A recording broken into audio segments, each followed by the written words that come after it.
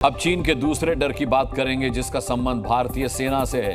21 जून को जब प्रधानमंत्री मोदी कश्मीर में योग कर रहे होंगे उस समय डिफेंस मिनिस्टर राजनाथ सिंह भारतीय सेना की एक खास टुकड़ी के साथ मथुरा में योगासन करेंगे। मथुरा में भारत की एक सीक्रेट सेना का हेडक्वार्टर है जिसका चीन के साथ 36 का आंकड़ा है। इसीलिए जब राजनाथ सिंह मथुरा में होंगे तो बीजिंग की नजर जरूर वहीं पर टिकी होगी।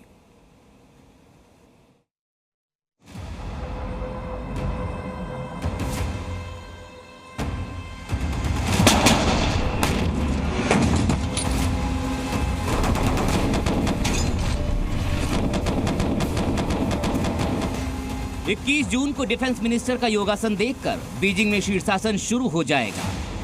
इसकी वजह है राजनाथ सिंह की लोकेशन। वो इंटरनेशनल योगा डे पर सेना के जवानों के साथ मथुरा में योग दिवस मनाएंगे। ये भारतीय सेना के स्ट्राइक करने वाली 1 कोर का हेडक्वार्टर होगा जिसे चीन का मुकाबला करने के लिए LAC पर तैनात किया गया है।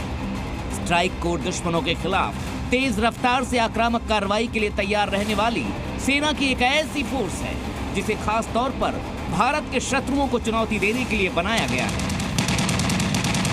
सबसे पहले मथुरा की 1 कोर की खासियतों को समझिए।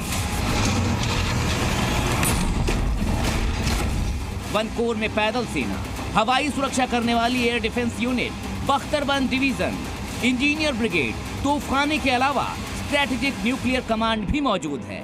1965 के युद्ध में 1 कोर ने पाकिस्तान के सियालकोट सेक्टर के 200 वर्ग मील इलाके पर कब्जा कर लिया था और इस युद्ध में पाकिस्तान के 144 टैंक नष्ट कर दिए थे। पहले इस कोर को भारत की पश्चिमी सीमा यानी पाकिस्तान के खिलाफ सुरक्षा की जिम्मेदारी दी गई थी। हालांकि 2022 के बाद 1 कोर का टारगेट पाकिस्तान के बदले चीन पर शिफ्ट कर दिया गया है। हिंदुस्तान के पास इस समय 4 स्ट्राइक कोर है। इसमें से 3 स्ट्राइक कोर जो है वो पाकिस्तान स्पेसिफिक थी और 17 स्ट्राइक कोर जो है जो पानागढ़ में वो चाइना के खिलाफ थी। लेकिन कुछ साल पहले गलवान के बाद में हमने 1 कोर जो मथुरा में स्थित है उसको भी माउंटेन स्ट्राइक कोर में कन्वर्ट कर दिया। यानी पश्चिमी सीमा के बदले अब ये उत्तरी सीमा में लड़ने के लिए रेडी है। अब भारतीय सेना के स्ट्राइक कोर का मकसद समझिए। इसे भविष्य की तेज रफ्तार वाली लड़ाई में दुश्मनों पर घातक वार करने के लिए बनाया गया है। आने वाले समय में जो भी युद्ध होंगे वो बहुत ही कम समय के लिए लड़े जाएंगे।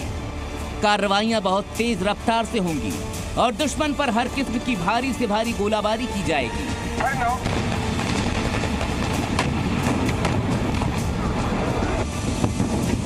कम समय में ही भारतीय सेना और वायुसेना की हर किस्म की फायर पावर का इस्तेमाल स्ट्राइक कोर की युद्ध नीति में किया जाएगा। और भारतीय सेना के स्ट्राइक कोर में डिफेंस मिनिस्टर की योग का मतलब चीन को जरूर समझ में आ रहा होगा। जब से मोदी प्रधानमंत्री बने उन्होंने वास्तव में 21 जून को इंटरनेशनल योग दिवस घोषित किया। बड़े पैमाने पर हमारे प्रधानमंत्री और रक्षा मंत्री 21 जून को योग करते हैं ऐसी जगह जिसका बहुत जबरदस्त इंटरनेशनल और स्ट्रेटेजिक महत्व होता है। योग दिवस पर डिफेंस मिनिस्टर सुबह सुबह 1 कोर के ट्रेनिंग ग्राउंड पर जवानों के साथ योगासन करते नजर आएंगे। 1 कोर के हेडक्वार्टर में राजनाथ सिंह के पहुंचने के रणनीतिक मायने भी निकाले जा रहे हैं। कुछ ही समय पहले ही 1 कोर का ऑपरेशन कमांड उत्तरी कमान को सौंपा गया है। साल 2020 में गलवान घाटी की घटना के बाद सेना ने इस स्ट्राइक कोर के कुछ दस्तों को भी LAC पर तैनात किया है ताकि चीन की किसी भी चाल को मात दी जा सके। योग दिवस पर रक्षा मंत्री अक्सर जवानों के साथ ही होते हैं और 1 कोर के जवानों के साथ योग करके रक्षा मंत्री ने सीधे चीन को करारा संदेश देने की तैयारी की है। प्रणय उपाध्याय, जी मीडिया, दिल्ली।